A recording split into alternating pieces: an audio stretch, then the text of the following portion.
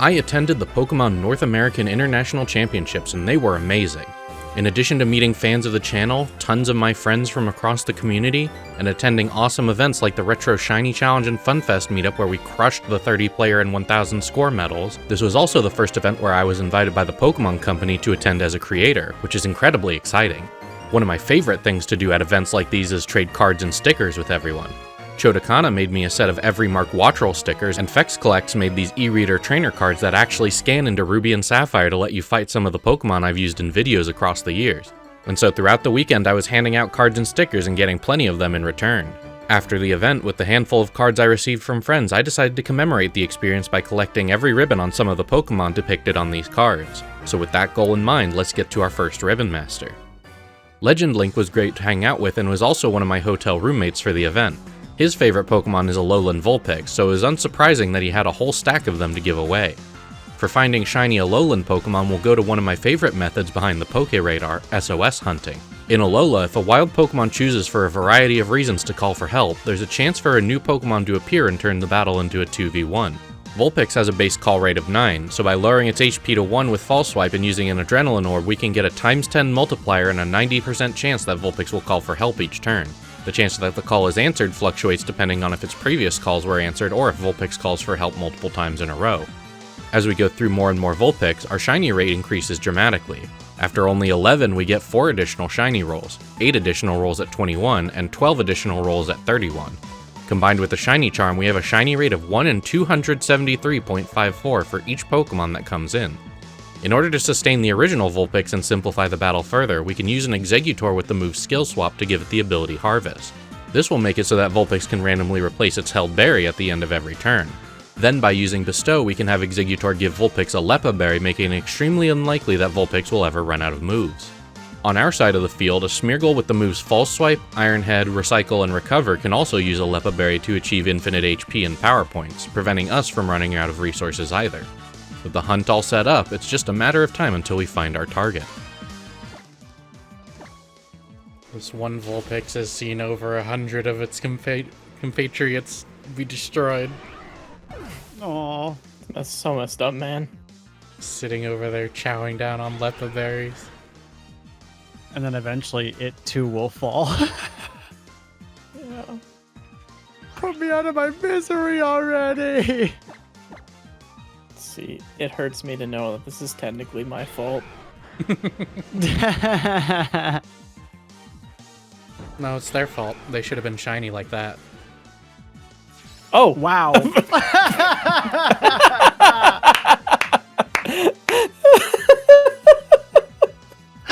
A plus. A plus plus. Oh, that's beautiful incredible. timing. They know what they did. Yep, they did. The shiny one appeared and said, "Stop fighting!"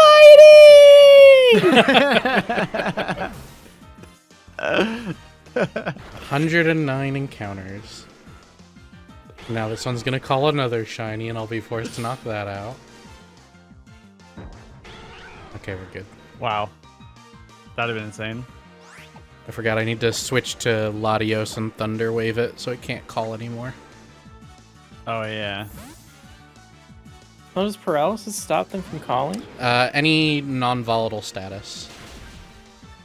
Huh. Didn't know that. Avoided the attack. I'm in a generation where Walk Thunder off Wave Sigma. isn't 100% accurate. No.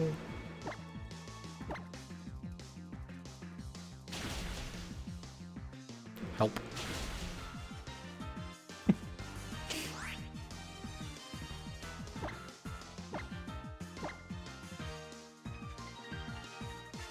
There we go.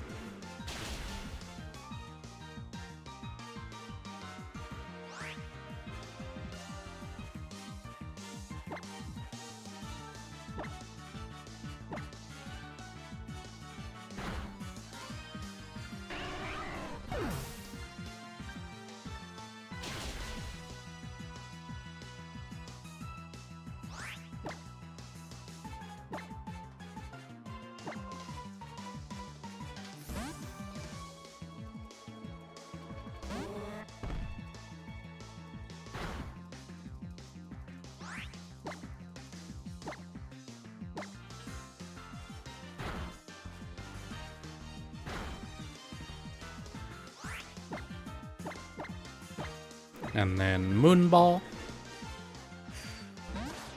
Critical catch. Whoa.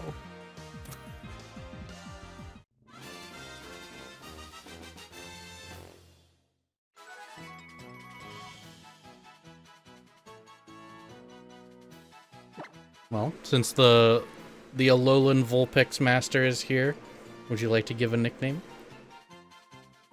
Oh, man. You know what?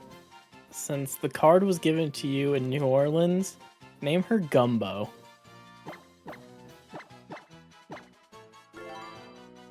I don't think I had any Gumbo while I was there, but Gumbo.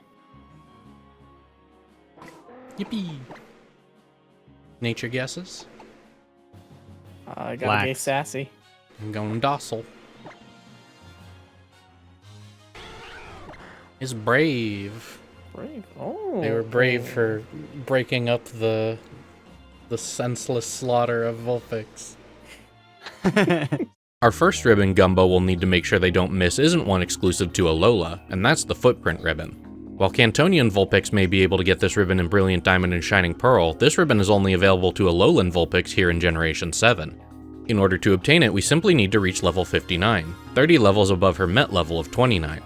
By pulling a similar infinite battle stunt on a wild Chansey in Ultra Sun, it's a simple matter to use a Lucky Egg and Roto EXP points to skyrocket Gumbo up to level 59, after which we can fly to Hano Grand Resort and talk to this man to receive our first ribbon. Comment down below if you're shitting on the floor right now. Alright, with that I'm gonna grab this Footprint Ribbon.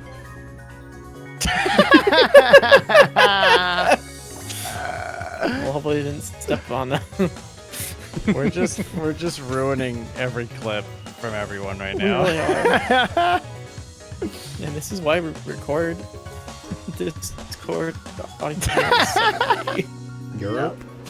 Thank God for separate audio track. For real. Our next ribbon is the Battle Royal Master Ribbon, unsurprisingly found at the Battle Royal Dome. On our winning attempt in the Master Rank Battle Royal, Backpacker Allison gets off to a commanding lead, taking 3 KOs from the other trainers, and it takes a concerted effort from me and the other trainers to take her out, giving us the win as while Allison has more KOs, she has no Pokemon remaining, and my 1 KO and 3 remaining Pokemon puts us ahead of the other 2 trainers. Since Gumbo was technically in my chosen team despite not even appearing on the field, she is granted the Battle Royal Master Ribbon. Next stop is the Pokemon League to pick up the Alola Champion Ribbon. Champion Ribbons are essentially an exercise in pressing A until their Pokemon stop moving across 5 trainers. So quickly moving on, while we're here on Ula Ula Island, we can also go to Melee City to grab the Best Friends Ribbon. Using Pokemon Refresh, we can feed Gumbo 2 Rainbow Beans and 1 Pattern Bean to raise her affection all the way to 5 hearts, before talking to this girl in the community center to receive our Best Friends Ribbon. Last up is the real gauntlet for Alolan Ribbons, the Battle Tree. Not the regular challenge for the Battle Tree Great Ribbon, however. In the Ultra games, this is basically the same challenge as the Alola Champion Ribbon, spamming attacks until we reach Battle Legend Red at Battle 20, who we unceremoniously proceed to spam attacks at until he relents and gives Gumbo her Battle Tree Great Ribbon. But the final ribbon is also the trickiest, the Battle Tree Master Ribbon obtained at Battle 50 in the Super mode of the tree. For this, I like to use a team that is normally intended for Generation 6's Battle Mason featuring Aron and Aromatisse. At level 1, Aron tricks the AI into targeting it because it can see that it can get a knockout. By using Protect to stall them for a turn, Aromatisse is able to set up Trick Room, making Aron the fastest Pokemon on the field. Then with a combination of Berry Juice and the Sturdy ability, we can keep Aron alive long enough to use Endeavor on the opposing Pokemon to cut them down to a fraction of their HP. From there, Aromatisse can pick up KOs with Dazzling Gleam or Moonblast when we need extra single target damage, and can even occasionally identify Ghost types and ignore evasion increasing moves using Odor Sloop. While this team does have its fair share of weaknesses, it's enough to get us up to Battle 50 against Battle Legend Blue, who lacks any insurmountable counters to Aron and easily falls to a rain of Endeavors and Dazzling Gleam. Like with the Battle Royal Master Ribbon, Gumbo can simply sit on the back of the team and claim her Battle Tree Master Ribbon and final ribbon of Generation 7. Moving up to Generation 8 with Sword and Shield, we can now introduce our second ribbon master of this video, none other than Wolfglix Incineroar. While I didn't receive a corresponding Incineroar card to go with it, this distribution was heavily featured during NAIC, and comes with 2 additional ribbons, the Battle Champion Ribbon and the Partner Ribbon. Putting aside my annoyance that they keep using the Battle Champion ribbon for distributions instead of the much more fitting Regional, National, and World Champion ribbons, this Incineroar can be sent back from the Generation 9 games to Generation 8 to gather ribbons alongside Gumbo. Our first ribbon here in Galar is actually the Master Rank ribbon, one of the last ribbons I tried to grab on Pokemon in Paldea. Here in Galar, the ranked ladder no longer has new seasons, allowing us to stay in Master Rank for as long as we like. The ladder is so empty, in fact, that we can send out a ping in the Pokemon Ribbons Discord and arrange for someone to queue at the same time as us. And if their recent win-loss record is close enough to ours, we can match up with them. This match is also where we find out that Gumbo is a rare Square Sparkle Shiny, a 1 in 16 rate compared to the standard Star Sparkles. Square and Star Sparkles are a weird topic probably best suited for its own video, as the rates for each can fluctuate between different shiny hunting methods and games of origin. But just know for SOS Pokemon, Square Sparkles are the rare variant. Since this is technically still a proper ranked match, when our opponent concedes, we still receive the Master Rank ribbon on all 6 of our Pokemon so long as we're not using a rental. And after our opponent forfeits, we receive the Master Rank ribbon on Gumbo and Incineroar.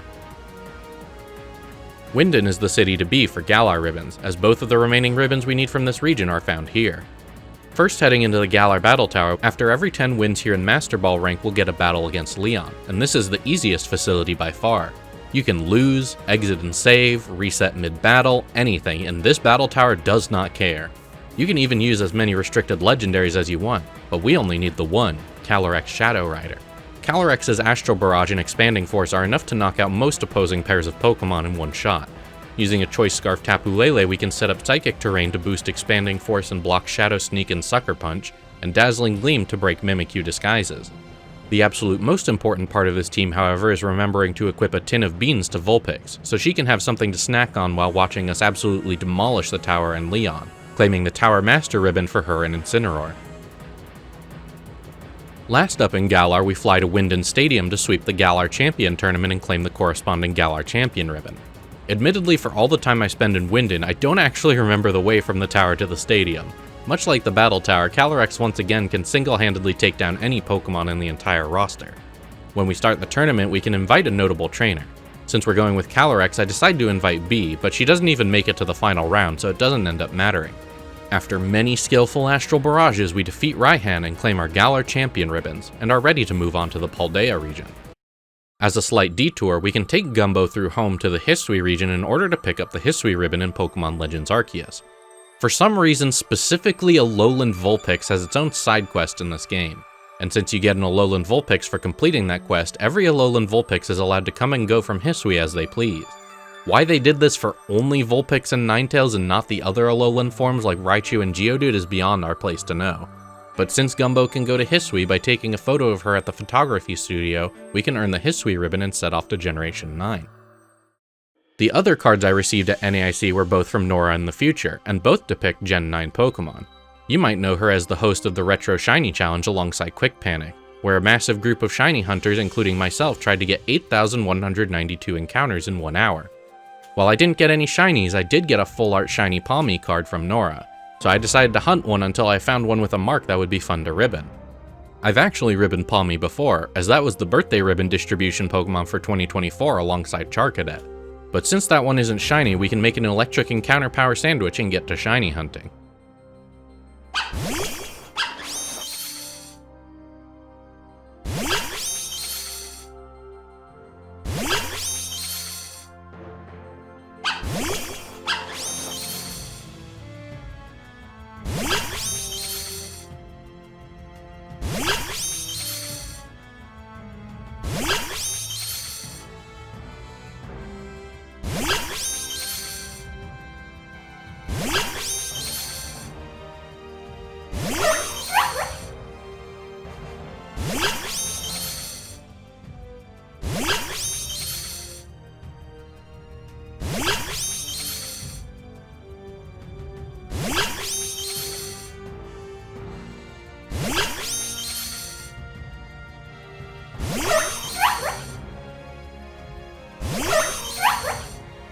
After a couple of days and a dozen or so shiny Palmy and Palmo, I put this hunt on hold for a little while. And good thing I did, as soon after they announced a new mass outbreak event featuring Palmy, Dedenne, Pachirisu, Morpeko, Plusle, and Minun. Because I was still holding on to the world's Wattrel outbreaks at this point, I used a Union Circle to connect to a different game that had the event in order to hunt. Being in a union circle does severely reduce the number of Pokemon that can spawn, but with the boosted shiny odds, it wasn't long until we found a suitable Palmy for our purposes.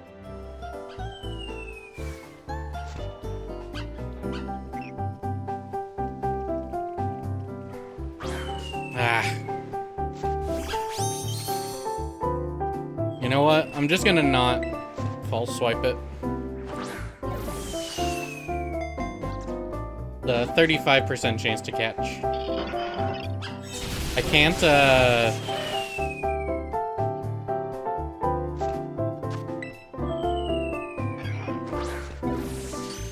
I can't run from it to try and catch it off guard because it'll disappear in multiplayer.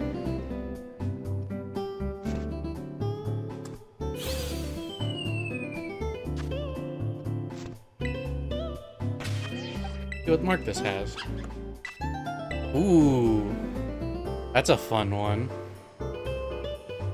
With Palmy the Stern on our team, we'll tackle the Academy Ace tournament and grab our Paldea Champion ribbons. Frankly, this is as much challenge as the other Champion ribbons we've already done, with the added bonus that we can now use a Choice Specs Terapagos to make it even more mindless. With max special attack and speed, Terapagos can KO almost everything in one hit, and if it runs up against anything that can survive a regular Terra Starstorm, a simple Terra Stellar picks up any KO we could possibly need, making this a breeze even with the level boost from completing the DLC.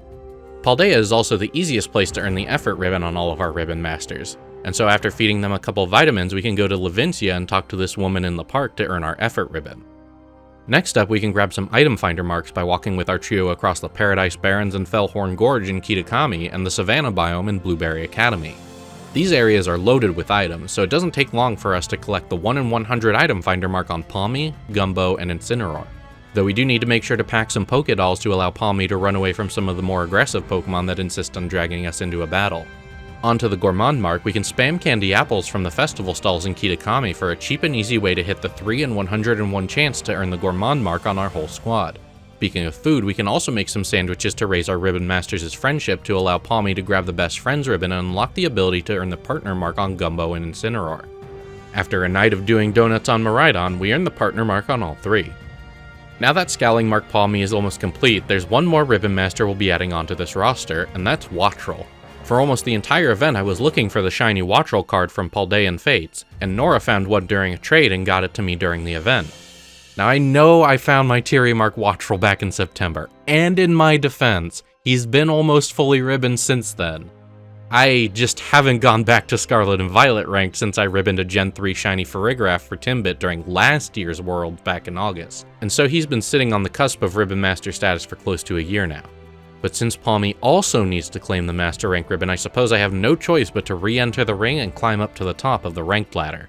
For the first few ranks, I borrowed a very evil team from the strongest trainer I know, Timbit, and this team focuses on using Tinglu and Glamora to weaken the enemy team with poison and sand tomb chip damage, before setting up a trundling wall of advantage that slowly squeezes the life out of them in the endgame, also known as Dondozo and Tatsugiri. This team is undoubtedly powerful, but I'm also not very experienced with slow, methodical, accumulated advantage-based gameplay, so after we make it to Great Ball, I switch gears to a team that was featured on Cybertron VGC's channel that's more my style. Hyper offense with a gimmick that can give me a game-winning momentum swing from the first turn. This team runs the restricted pair of Groudon and Miraidon, allowing for Raging Bolt to leverage Photosynthesis, Life Orb, and Electric Terrain to deal explosive hits with Thunderclap and Rising Voltage. The Miraidon is also Terra Fire, a decently uncommon Terra type that also lets us use Sun to launch massive Terra Fire overheats, often letting us turn the tables on bulky Pokemon that normally check Miraidon like Ursaluna and Calyrex Ice Rider. Iron Bundle and Whimsicott provided much needed speed control with Icy Wind and Tailwind, and Farigiraf rounds out our support by blocking priority as well as tricky tech like Roar, which we can use to force out Pokemon trying to set up Trick Room, set up sweepers like Calm Mind Kyogre and Miraidon, or even roar our own Pokemon like Miraidon and Raging Bolt to clear the -2 special attack drop from Overheat or Draco Meteor on the turn we use them. With this team, we managed to make it to Master Ball in just a short few sessions, and by rebuilding the team with my own Pokemon and swapping in Palmy and then Wattrel in place of Whimsicott, we received the Master Rank ribbon on both of them. And now we've completed our 4 Ribbon Masters to commemorate my time at the North American International Championships for 2025. A huge shout out to everyone I met at the event, Legend Link and Nora in the future for the cards that inspired this challenge, and to the Pokemon Company for inviting me as a creator. And all going well, I'm currently at the Pokemon World Championships in Anaheim, so come say hi if you're there, and even if you're not, thanks for watching.